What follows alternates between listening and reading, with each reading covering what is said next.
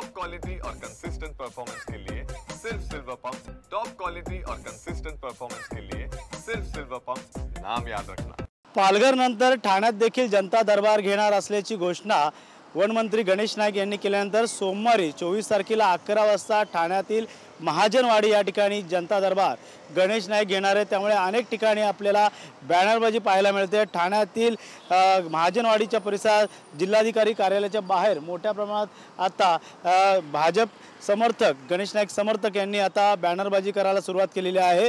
गणेश नाईक यांचं या जनता दरबारासाठी आता पाहायला गेलं तर कशा प्रकारचा जनता दरबार असणार आहे, मात्र त्या अगोदर अनेक वर्षानंतर ठाणेकरांना मिळणार आधार, जनता दरबाराचा सर्वसामान्यांना मिळणार न्याय, पुन्हा एकदा सुरू केलेला जनता दरबार बाबत हार्दिक शुभेच्छा ठाणेकरांकडून देण्यात आलेल्या आहे।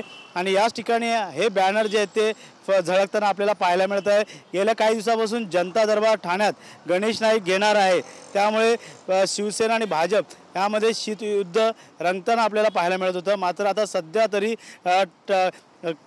पालघर जिल्ह्याचे पालकमंत्री गणेश नाईक हे सध्या पालघर आणि ठाणे जिल्ह्याचे त्यांना जनसंपर्क मंत्री केल्यानंतर आता त्यांच्यावरती देखील जिम्मेदारी सोपवण्यात आलेली आहे।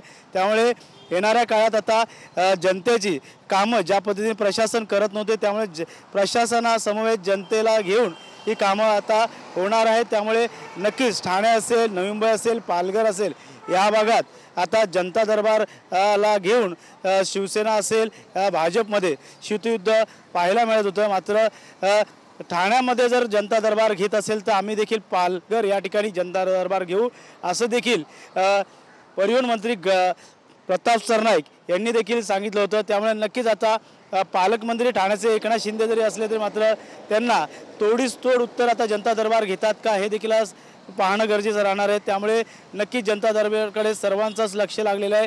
त्यामुळे गणेश नाईक उद्या सोमवारी 24 तारखेला जनता दरबार घेणार आहे। त्यामुळे नक्कीच आता जनतेची कामं कशा प्रकारे होणार आणि भाजप देखील या ठाण्यामध्ये कशा प्रकारे आपली मजबूतीकरण करणार हे देखील पाहणं गरजेचं राहणार। कॅमेरामॅन अथर्वसह गणेश सोरा, TV9 मराठी, ठाणे।